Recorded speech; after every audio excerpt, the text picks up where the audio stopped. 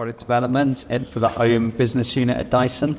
So what that means is I am responsible for all of the projects that we run in the floor care, vacuum cleaner space, so cord-free, robotic vacuum cleaners, but also in environmental care, so fans, purifiers, heaters, humidifiers. I also look after the development of our air blades, our hand dryers, and our lighting business as well. Really excited to be here today to talk you through some of our latest technology in the floor care space. It's great to be back in Sydney. I haven't actually been to Sydney since the very first Dyson launch event that I ever supported, which was 18 years ago, and I was a design engineer working on canister vacuum cleaners then. I came over from our development center in Malaysia. It was all very daunting to do that for the first time, and that's the last time I was in Sydney, and the last time I was invited back to do a launch event. So maybe it didn't go that well, but I've had luckily plenty of practice since doing these events around the world, so hopefully today will go without any problems. I'll also be joined in the presentation at times by a couple of people. So we have Dr. Cameron Jones, who is a microbiologist. Can give us a wave? So he specialises in microbial pathogens and air quality. And I will also be joined by Chantal Miller. Want to give us a wave? So for those of you who don't know Chantal, she is an online content creator, posts a lot around healthy homes and cleanliness in the home and home styling, and has over 4 million followers across her various platforms. But before I get into talking about the future of floor care technology at Dyson, I thought we'd start by having a little reminder from our founder, Sir James Dyson, about the journey we've been on so far. Airflow is really interesting because you can't really see it, but it's a very powerful thing. We can use it to do things with unimaginable strength. The cyclones for my vacuum cleaner took over 5,000 prototypes. We spent 17 years developing, prototyping and testing to create our fastest ever digital motor. We think about what's wrong with things and literally go back to the drawing board. If you design a system with multiple small codes, we can make a system that is even more efficient.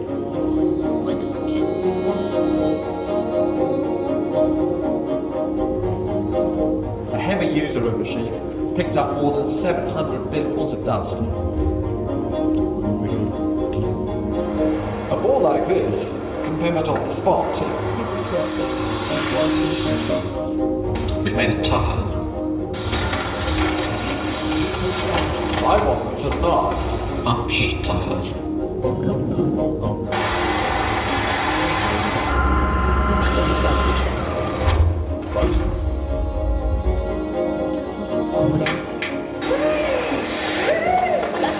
Because the suction power is so good, you don't actually need a mains machine any longer. Listening to dream. A product is only truly beautiful if it works well. I utterly believe that this is the future of vacuuming. And it's right to do something that's better. Essential to everything that we do at Dyson. It started with James developing the first cyclonic vacuum cleaner 25 years ago, the DC01, which featured in that video. And then it also touched on our Dyson digital motors, the hyperdynium motors, which started off really just as a project because we believed that current motors were inefficient. They were heavy, they were bulky, they weren't that powerful, their weight to power ratio was pretty poor. What we didn't know when we started that journey was actually it would revolutionize the format of vacuum cleaners. It's that ability to make a high-powered, lightweight motor that allowed us to come up with the new format of vacuum cleaners, so moving away from canisters and uprights into the cord-free format that we're best known for now, and is the most high-selling format around the world now with the cord-free vacuum cleaner. All really came about from the ability to move the motor from the ground, because we used to have to rest it on the ground because it was so heavy, making it so much lighter that you could actually hold it in your hand, and the completely revolutionary new format of that entailed. Now, as we've continued to try and solve new, more problems in floor cleaning, we had to start to understand the problem in more minutiae detail. So we got into dust science. We started to study dust on a microscopic level. So we have microbiology labs and dust labs in our development centres in the UK, and also in Malaysia, where we do our late stage development of our vacuum cleaners, but also all of our air purification systems. As well as understanding dust on a microscopic level, we also got into doing annual dust studies where we talk to our Dyson owners and understand their cleaning habits, but also get feedback about their homes. And one of the things that we've been seeing over the years is more and more flooring in people's homes becoming hard. So now, 94% of homes around the world have some level of hard flooring within their home. And in Australia, about 67% of flooring in homes is hard floor. So obviously a lot more hard floor in homes now than carpets. But arguably, the methods we use to clean our hard floors haven't really moved along. The most common way of cleaning hard floors around the world is a mop and bucket. Over 50% of people still use a mop and bucket to clean their hard floors. And as a result, there are certain unsolved problems at the moment when it comes to cleaning hard floors, or at least trying to clean them with wet floor products. The finish they can leave behind would tend to be smearing dirt around the home, the ability for them to pick up both wet spills but also the solid debris as well. At the moment, most people are doing a two-stage process. They'll often vacuum clean first and then mop, so more time taken. And then also removing tough stains, the ability to really agitate stains and hydrate stains and remove them. So I'd like to invite Dr. Cameron to join me on the stage now. Maybe you'd like to start by explaining exactly what a microbiologist is for everybody. Yeah, great question. We're like scientific detectives for the hidden, invisible microbial world that's all around us. And look, it's in the airspace, but it's also on surfaces.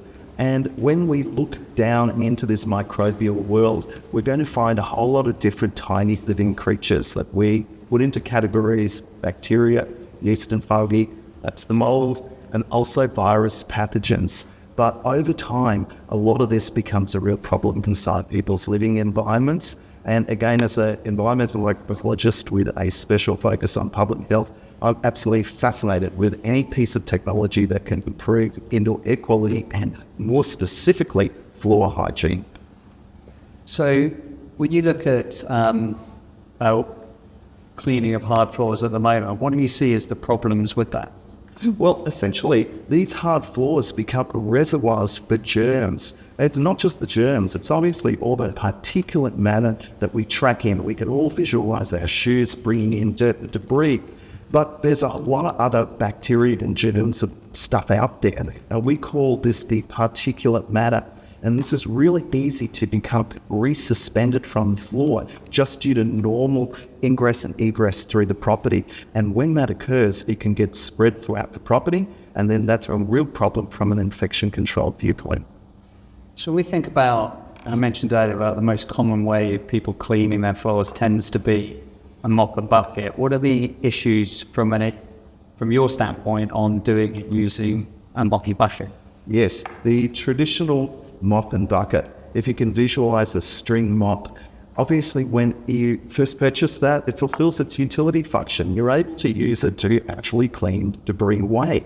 But because you're putting it into a bucket of water and continually putting that mop into that bucket, any of the germs and pathogens that get introduced into that water are going to be easily spread to other locations around home. So in a sense, we've got a dual problem here. Not only does the water become contaminated, and that spreads the problem around, but also when the mop is finished being used, that mop itself is a new reservoir for these germs and pathogens. So over time, the mop loses its functional utility and actually creates a new set of problems. So that's something that we need to be extremely mindful for as well. And with traditional mops as well, you need to use up high temperature or chemical disinfectants after use. And people might not have those behavioral changes to actually implement those things. And so that can be a problem.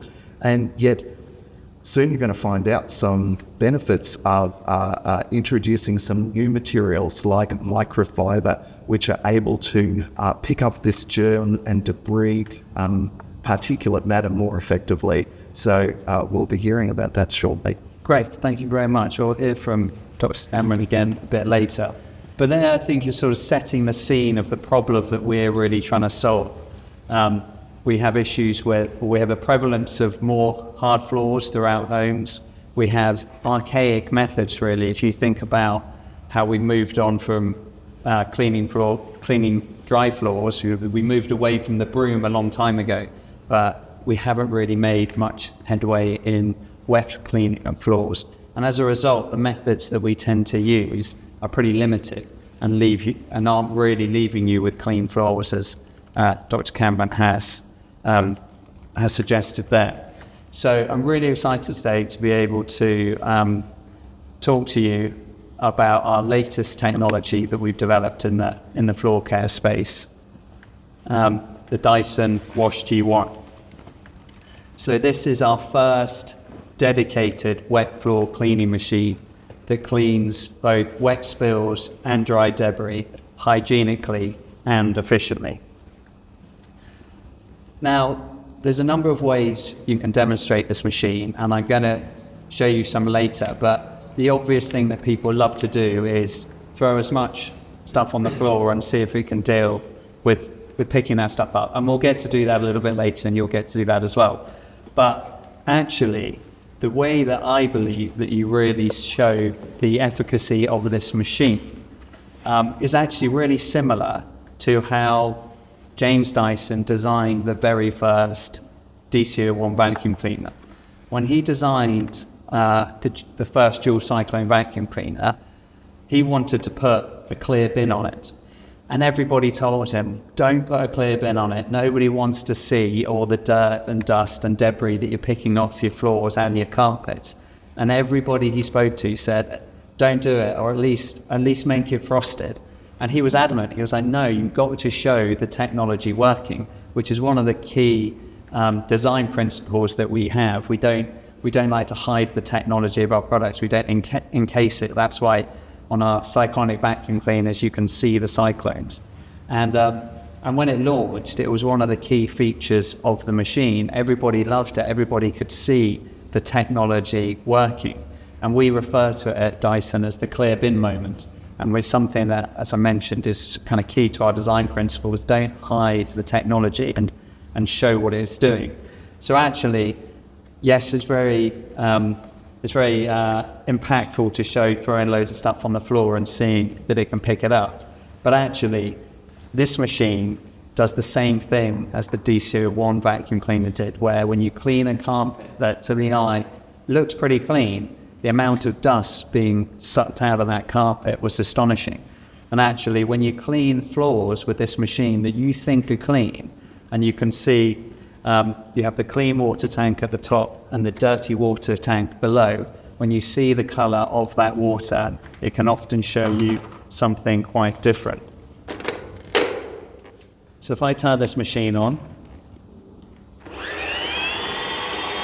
and water will start to be pumped through the machine, you should start to see it coming through now. Yeah. Hopefully, although this floor looks pretty clean, you'll start to be able to see that it may not be as clean as it first appears.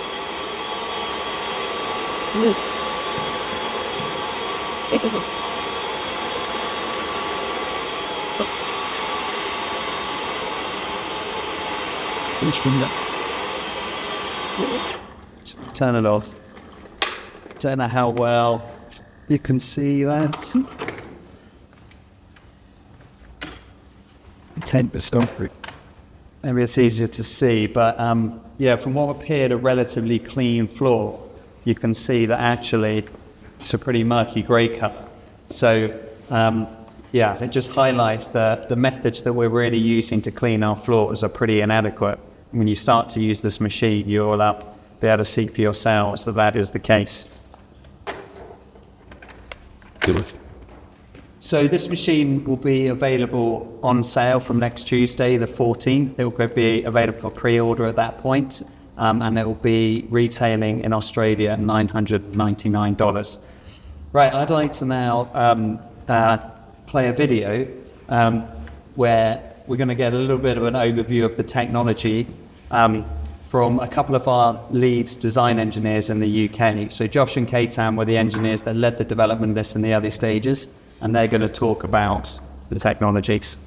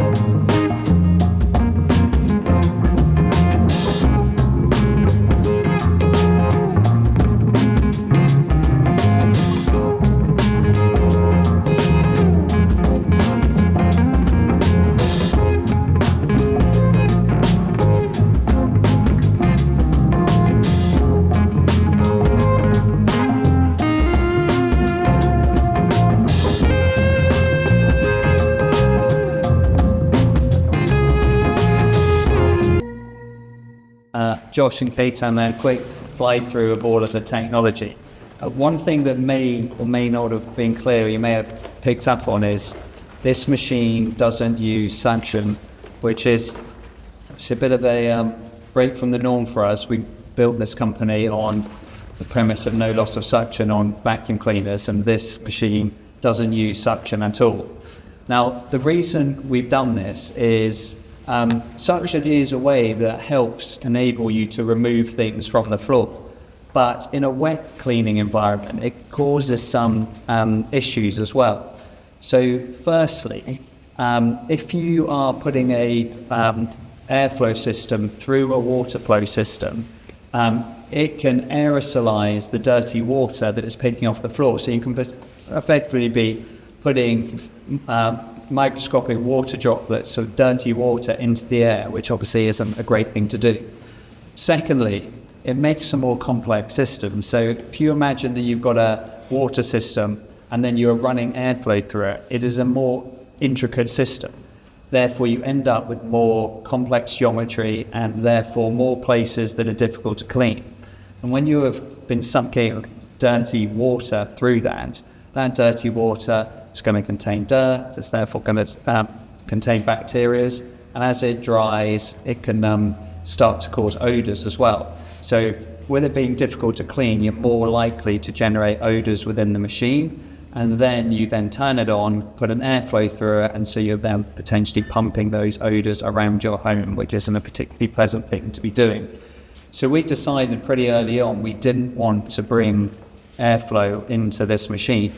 So as a result, we challenged ourselves with designing a pickup system that would pick up wet spills and dry debris purely using the water system. So the key technology for this machine really all sits in the head. So I have a rig here, which in a minute I'll demonstrate working. You can hopefully see on the mirror below, but also on this screen, got a glass plate that has different types of wet debris put onto it, and we'll be able to see the machine working. So here you have the two microfiber rollers. These are the highly dense microfiber rollers. So as Josh was saying in the video, they've got 64,800 filaments per square centimeter. So in a tiny area, so huge amounts of filaments that allow us to agitate stains, but also to envelop dust, large debris, hair, and remove it from the floor. So we have the two rollers front and back. They're contra-rotating, so they're always pushing the debris into the central area, allowing it to be picked up. Now, if you look at this side, so you have the two microfiber rollers, and then behind it you have the rigid extraction net, and in front of those you've got the two positions that along the length of the roller we have 13 hydration points front and back to ensure that we have the even wetness across the whole roller. All of the motors and drives that drive the rollers are embedded inside the roller itself, so they're all sitting in these middle spaces. That allows us to ensure that the whole width of the machine is filled with the roller, so it allows you to clean right up to the edge of walls and skirting boards. So the clean water is being put down into the roller, so you're continuously putting clean water onto the floor, and then you're picking up the dust, debris and spills that is then being removed by this extraction edge and depositing it in the debris tray. Behind the rollers you have these secondary brush bars that have nylon bristles. They're much more like a traditional brush bar that you would find on most dry vacuum cleaners. But these aren't being used to remove anything from the floor. These are purely being used to remove debris and hair from the microfiber. It's really important to do this for a couple of reasons. Firstly, you obviously don't want to be putting that debris and hair back down onto the floor.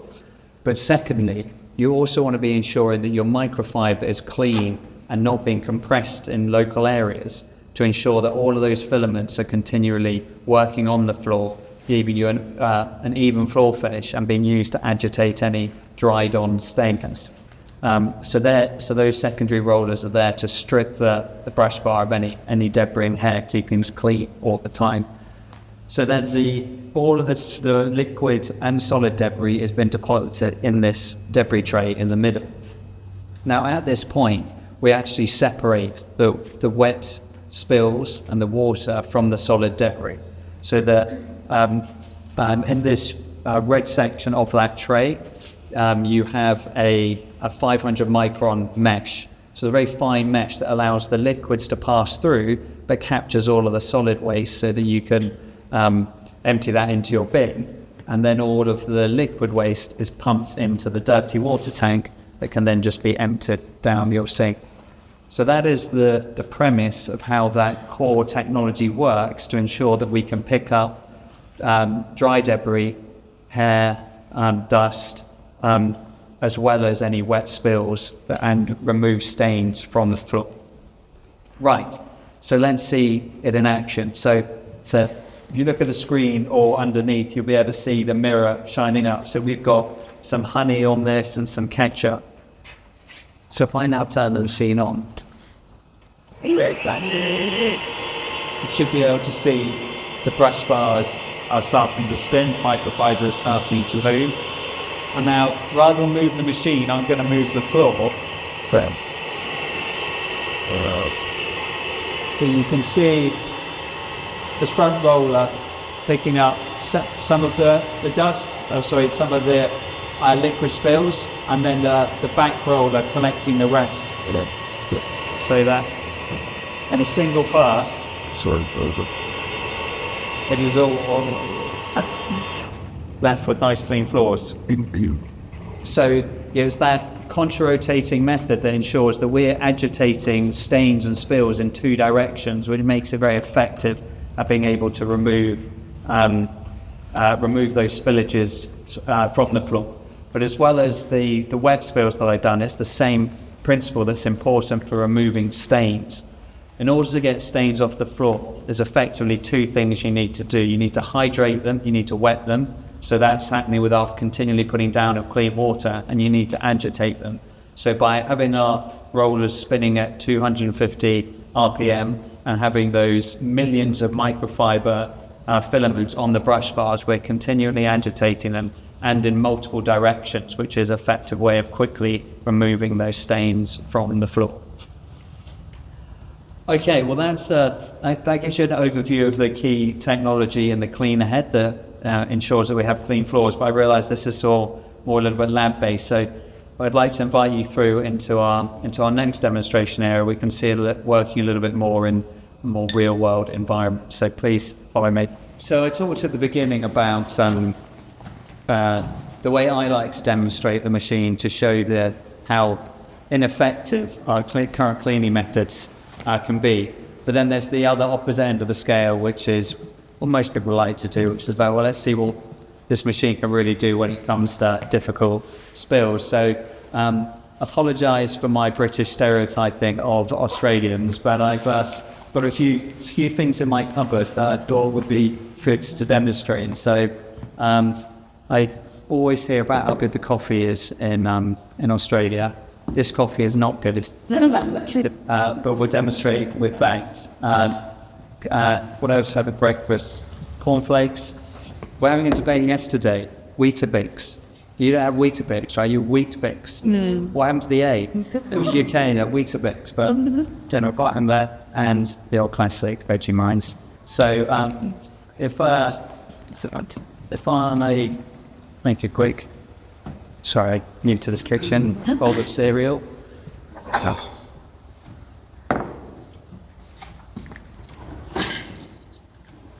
This time. So the idea here is to show a bit of a mixture of different debris types, which commonly found in the home, type of spills you might have at breakfast, especially if any of your households are like mine. I've got two kids, 3 and 2, so cleanliness is not their area of expertise quite yet, much to their frustration of their father. But also now in my household, maybe unsurprisingly, as somebody that spent the best part of 20 years designing vacuum cleaners, I kind of like things clean. Children, kind of the opposite. They're not so great at keeping things clean, but as parents, we're even more aware now of wanting to keep things clean, keep things safe for our kids. But if your home's anything like mine, after breakfast there can be a lot of this.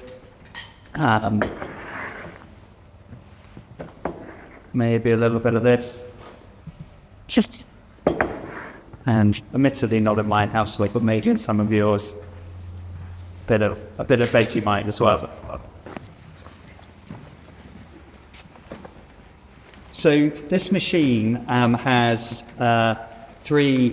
four settings that you can put it on. You've got 3 wetness modes, but then also there's this blue button, which is a boost mode. Now the reason we have different modes is for a couple of reasons. Depending on floor types, they can be more or less porous, so they can absorb water or they can be very well sealed. So if they're lacquered wooden floors, no water's been absorbed by the floor. But on less sealed wooden floors, or sometimes you get like polished concrete floors, again, quite porous, can soak in some of the water. So you then may want to put it on a slightly higher setting, so you're putting a little bit more water through the system to ensure that you're hydrating stains and offsetting any absorption into the floor. But then also it has the max mode. So for an instance like this, where you have a big spill that you're trying to clean up rather than just be generally maintaining your floors, that's when the max mode really comes into play.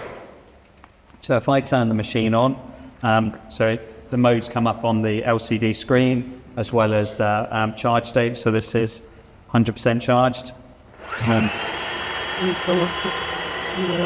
So the other thing worth mentioning with the counter-rotating rollers, and this was actually inspired by our OmniGlide, one of our other vacuum cleaners that has counter-rotating rollers, is it's great for maneuverability. So those counter-rotating rollers give it a bit of a floating feel. So although this isn't a light machine, because it has a 1 litre water tank, so there's an extra kilogram straight away in this machine, it's actually very easy to manoeuvre. As you'll hopefully see with a couple of passes, it's pretty quickly dealing with all those different debris types.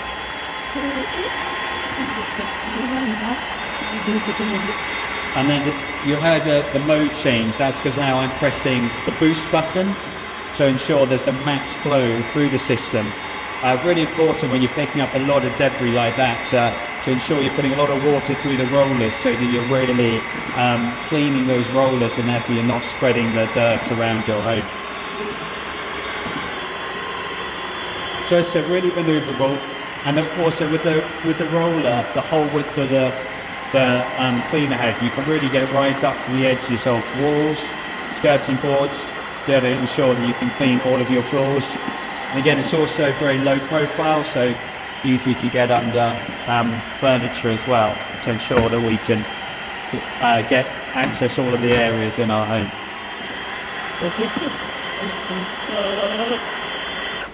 So yeah, as you can see, some pretty dirty water left in that now. But really easy to empty. So that tank just comes off. I just unscrew the lid and I can just pour that down the sink. Now the biggest barrier that we see to people using wet floor cleaners that they have purchased, so there are a few on the market already, but the biggest barrier to people actually using them is maintaining of the machines. We hear a lot of stories about people buying them, but there's more effort to clean the machine than it is to clean the floor. So we purposely tried to tackle that issue, firstly by separating our liquid waste from our solid waste. So solid waste coming out on this tray that you can just empty into the bin. But also we have the cleaning cycle. So when the machine is docked, when you turn the machine on the screen, it prompts you to see if you want to run the self-cleaning cycle. So then you press the blue max button, it starts the self-cleaning cycle. So what this is doing is it's pumping clean water through the whole system. So it's purging all of the pipes, purging the rollers to ensure that any remaining debris or dirt is removed from the system and is deposited in the dirty tank. You see there's a timer counting down. I'll actually pause this now. But that carries on for just under 2 minutes. So what it effectively does is for 40 seconds it's putting water through the system, just trying to clean the system. It'll then actually pause for 20 seconds because you can add cleaning solutions, floor cleaning solutions to the clean water tank to help kill bacteria and things that are on your floor. And so by pausing for 20 seconds, if you've done that, it allows that cleaning solution in the clean water to really soak into the brush bars to make sure it's killing any bacteria that are on your brush bars before it then starts again. So when it restarts after pausing, it's no longer putting any more clean water through the system. It's effectively just drying the system, so it continues running allowing the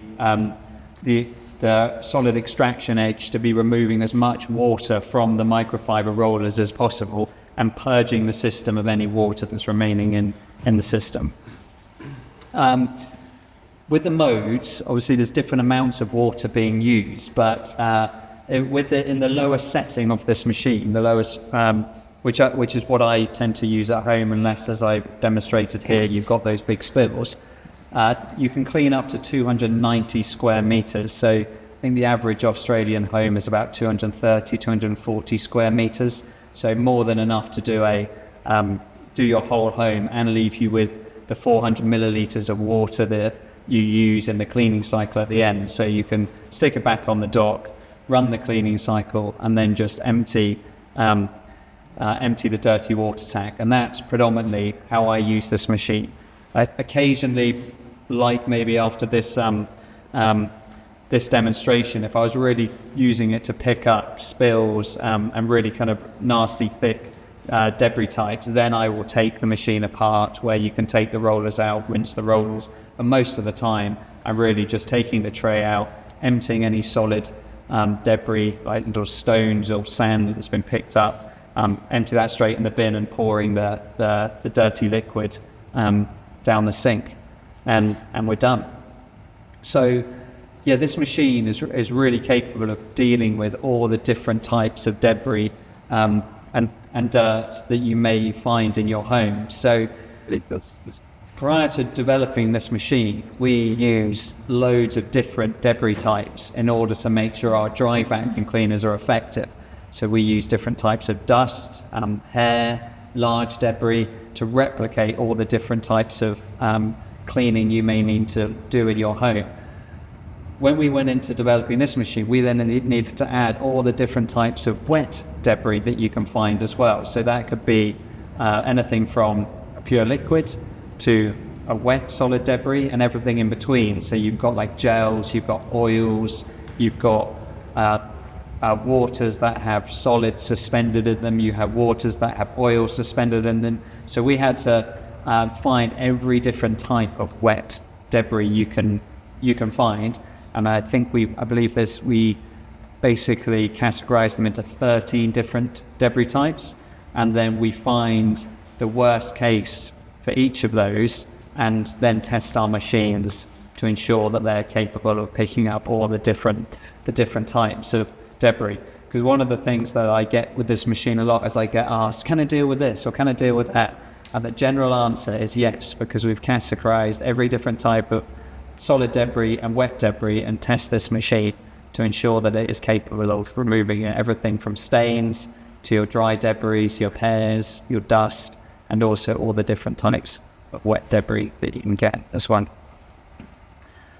Okay, well, before we let you get hands-on with this, I just wanted to invite Dr. Cameron and Chantal into the kitchen, if you wouldn't mind joining me, just while I do a little bit of tidying up.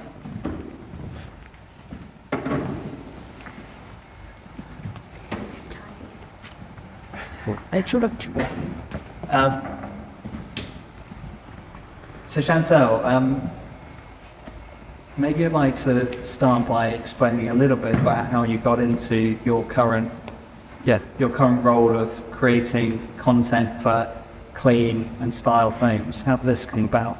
So I started my channel back in 2020, around the time that we were all kind of confined to our homes in lockdown, and particularly in Melbourne at the time.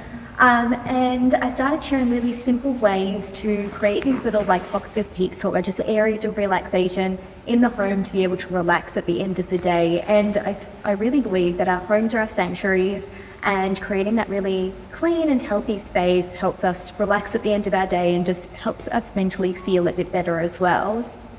Okay, so when you, I'm assuming you have hard floors in some of your homes, so when you think about your home, what is it that's causing your floors to effectively get dirty? Yeah, so as much as I love a clean and organised space, I also have 2 children and a husband who's like a child and leaves mess obviously around the house. So, you know, when my son comes home from football practice, he'll bring his muddy putting shoes into the house. My daughter comes home from tennis, she's got, the red sand from the clay court from the bottom of her shoes, and they kind of track that through the house. And obviously when we eat, homes are meant to be big deals. We naturally, spills, and when we cook as well. So we do have hard floors, and, the traditional mopping systems, sometimes it feels like when we do mop up those spills, we're then kind of tracking that dirt throughout the rest of the room after we've cleaned it. So that feels like a pretty standard home environment. So when you hear that, though, from a microbiologist's view of that dirt's coming into the home, what is it, when you think about it on like microscopic level, what do you hear? Sure. Well, look, it certainly starts with our shoes. That's really the elephant in the room that we will think about with how we introduce particulate matter into the home. But in a sense, that really isn't the total answer, because as we've just seen in the demonstration, once you put liquids and complex organic material, it drops on the floor, you might not know that it's dropped on the floor. In a sense, that's going to dry out, and that's going to become a little environment for these germs to grow in, and so that can be a problem long term. But we also need to recognize that it's not just microbiology. It is all the other problems that are outside, such as lead, such as the introduction of road debris, such as pollens. All of these things can contribute to what are termed aeroallergens, and when they're breathed in, they become a real problem. And this resuspension after walking over floors, especially if they're not regularly cleaned, this becomes a real problem. And we mustn't forget that the germ component can persist and remain viable for long periods of time. Right, so we heard about the problems that are caused or how they're being caused. So how do you currently clean your hard floors?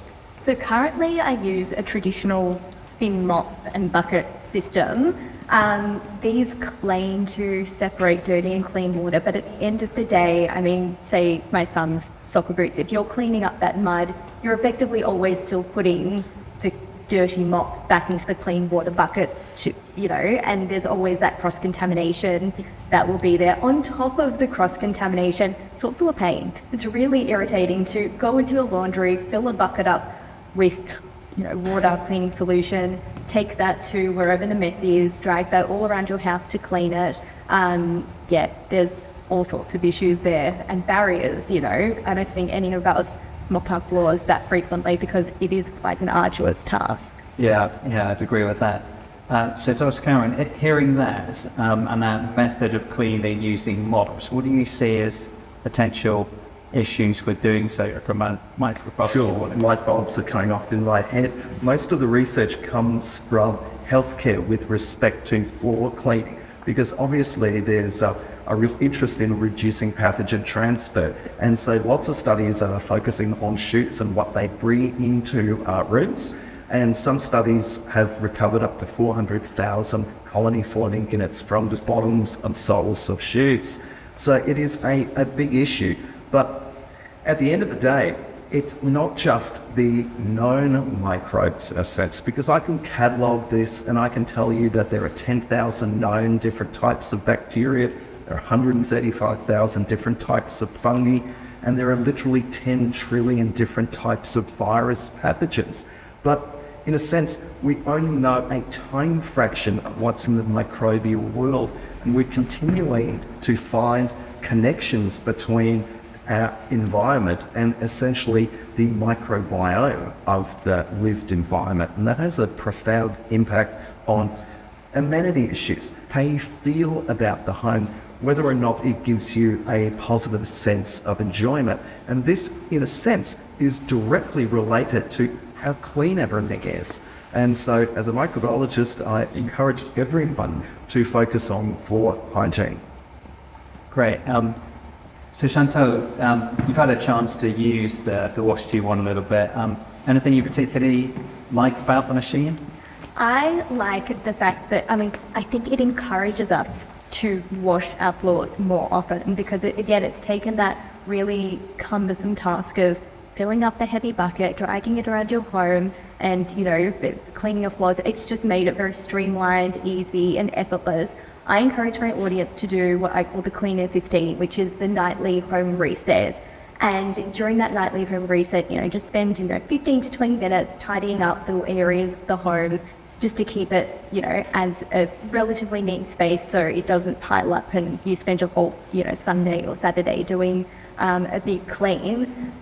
Mopping could never fit into a Clean Air 15 previously. Like, just filling up the bucket and taking it around would take over that amount of time, and then washing your mop afterwards is a whole other job in itself. Where as the Wash G1, I can see that. Like, I can actually see myself, mopping areas of the home, mopping my kitchen, mopping my son's muddy footy boots at the front door. Like, it's just made it really accessible. That's great. I'm assuming, as you were talking about earlier, regularity has only got to be a good thing when it comes to... Yeah, absolutely. Regularity, regular cleaning is fundamental. Correct. And anything that strikes you about the Wash G1 that you particularly like? There's lots I love about it, but really the key takeaway for me is really this dual water chamber system, because this essentially eliminates the problems that we get with traditional mop and bucket, because there's a separation between the clean water, which is continually being introduced into the cleaning pathway, and so you'll never have this germ reservoir with water, and that's really a breakthrough. So that's really the key thing I love about this from the microbiologist's viewpoint.